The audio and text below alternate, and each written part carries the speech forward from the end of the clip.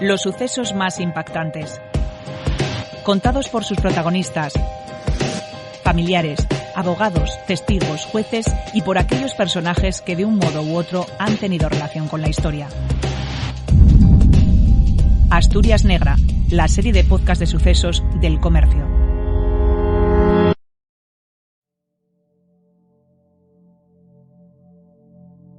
Hoy les voy a hablar de un avilesino que en 2021 cumplirá 80 años, Manuel Ángel Álvarez Riestra.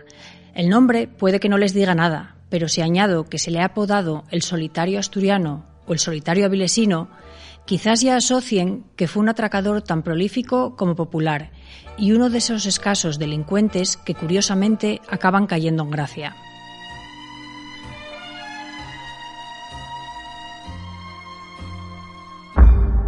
Me llamo Cristina del Río, soy periodista del Comercio y hoy profundizo en la figura de este peculiar atracador.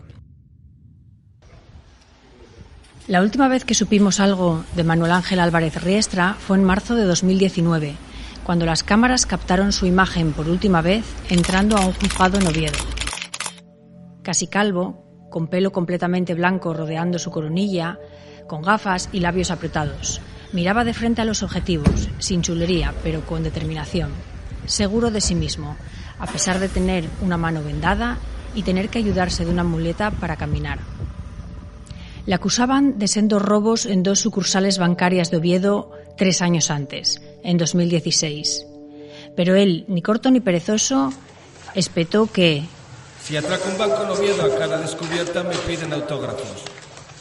La gracieta, que no fue la única de la vista, solo se la puede permitir un atracador veterano, sin delitos de sangre en su historial, y que se sabe convertido en un personaje, que quién sabe si fue algo también pretendido, ya que no todos los presos, o más bien casi ninguno, emprende una huelga de hambre reclamando algún beneficio penitenciario. Fue 2004, ya llevaba 6 en el penal, y argumentaba que su buen comportamiento como empleado del economato de la prisión le hacía merecedor de algún que otro permiso. Añadía que tenía que cotizar e ir sumando a una futura pensión de jubilación. Huelga decir que le dijeron que nanay.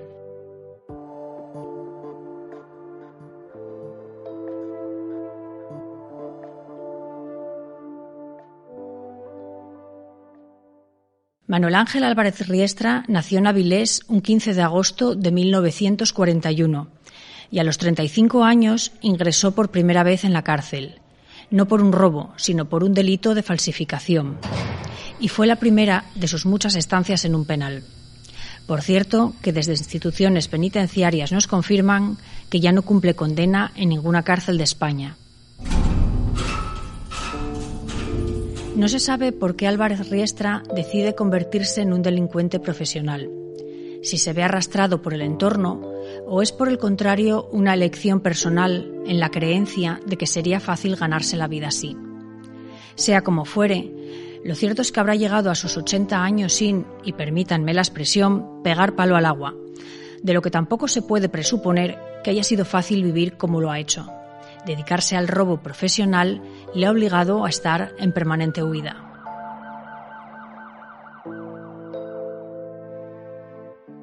Hay mucho que contar de Álvarez Riestra, así que casi lo mejor es ir por orden y preguntar a uno de sus captores, al suboficial mayor de la Guardia Civil de la Comandancia de Gijón, Ferreiro Varela, actualmente en situación de reserva activa, y que, entre otros muchos casos, ha dedicado gran parte de su vida profesional a dar caza al solitario asturiano. Tan metódico es Ferreiro que antes de seguir quiere hacer una apreciación. En mi opinión, sí es verdad que los dos son parcialmente coetáneos en el tiempo, en cuanto a la perpetración de hechos delictivos se refiere. Aunque bueno, en nuestro caso Álvarez Riestra comienza primero la profesión, antes que Jiménez Arbe. Lo de Jiménez Arbe lo introduzco por haberse ganado el apelativo del solitario a nivel nacional, el apelativo que también le ha sido, digamos, adjudicado a nuestro hombre, aunque bueno, yo con respecto a esto tengo mis opiniones, ¿no? Como decíamos, el atracador avilesino se especializó en el robo bancario alrededor de 1997, tras su primer ingreso en prisión. Desde mediados de ese año, del 97, y hasta el otoño siguiente, de 1998, cuando por fin fue detenido, se le atribuyeron 11 asaltos sucesivos en la cuenca del Caudal y toda la zona central de Asturias. La Guardia Civil calcula que el botín global de aquellas incursiones rondaría los 24 millones de las antiguas pesetas, en euros unos 144.000.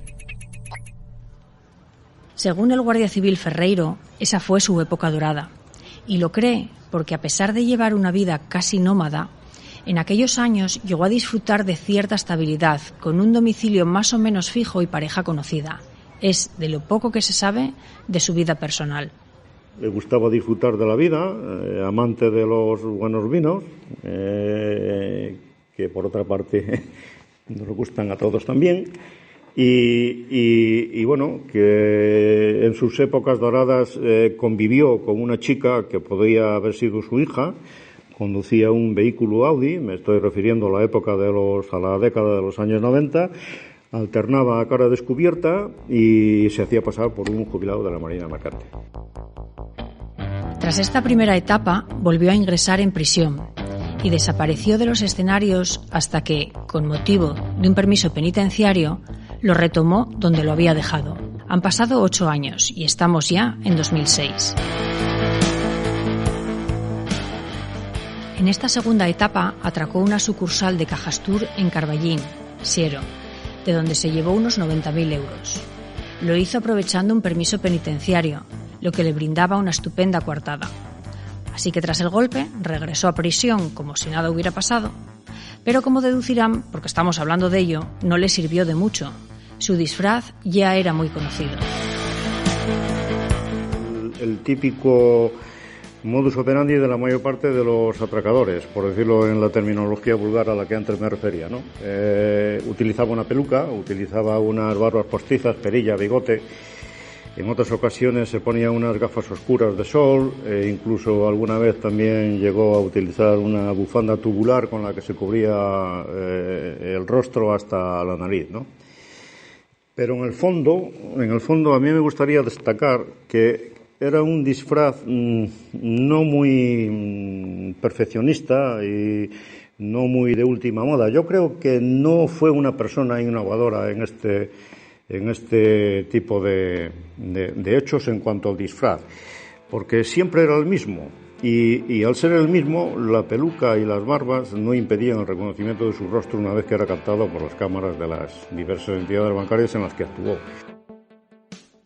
Ese mismo año, 2006, atracó el Cajastur, ahora Liberbank, de Villamayor, en Piloña. De aquí se llevó 36.000 euros. Este segundo robo también lo perpetró en coincidencia con un segundo permiso penitenciario, pero en esta ocasión ya no regresó a la cárcel, sumando así, aparte de un presunto delito de robo con intimidación, otro de quebrantamiento de condena. Se le pudieron adjudicar otros asuntos, como el de la sucursal de Caja Rural en Santa Eulalia de Morcín, de donde se llevó 53.000 euros, en esta ocasión a cara descubierta, y en el BBVA de Candás, en 2007, donde tan solo pudo apoderarse de 325 euros.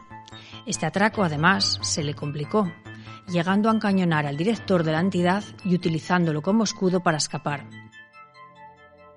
Su acompañante, que lo esperaba en las inmediaciones para darle cobertura en su huida, fue detenido por una patrulla de la Guardia Civil y confesó los hechos. Esta, la de la asistencia de otros delincuentes, era una de las diferencias que resaltaba Ferreiro al principio, al hacer notar lo mucho que separaba en la forma de actuar a Jiménez Arbe con Álvarez Riestra. Tanto uno como otro pues eligen perfectamente su forma de actuar, sus objetivos, los vigilan y al final deciden ejecutarlos una vez que los consideran abordables.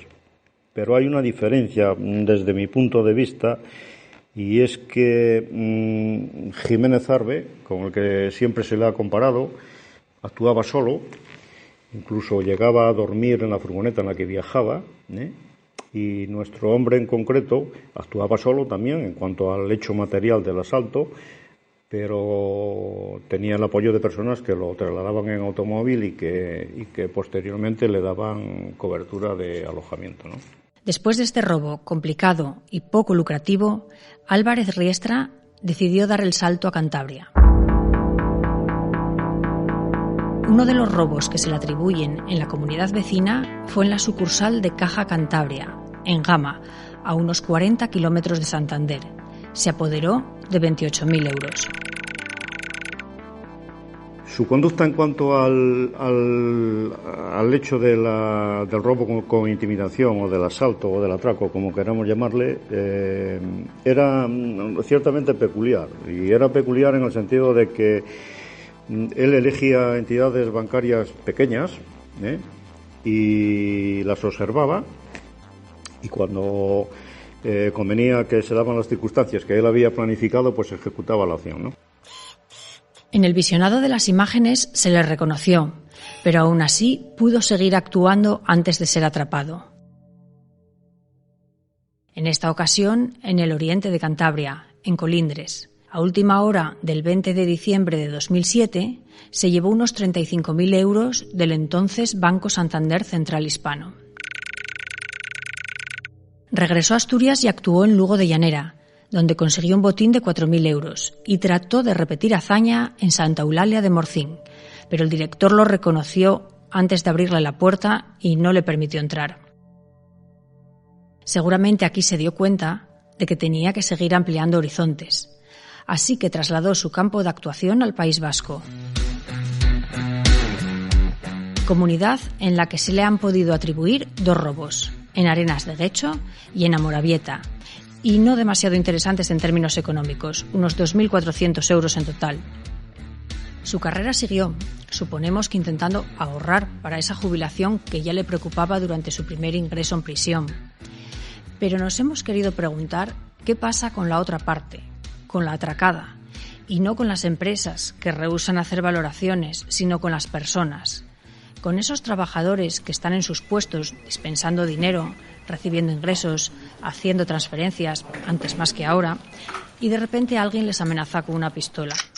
Lo sabremos. Una víctima de Álvarez Riestra en un atraco en Las Vegas, en Corbera, cuenta para el podcast cómo fue y qué sintió. Le di el dinero y automáticamente nos mandó introducirnos en el despacho. Estaba 2 compañeras mías, una la directora que estaba en el búnker, donde tenemos un cajero, y entonces ella iba a salir a la zona donde nosotros pasamos y que tenía visión él, y yo ya le hice señales a que no saliera, porque no sabía cómo podía reaccionar él si se asustaba y de repente veía aparecer una persona, claro.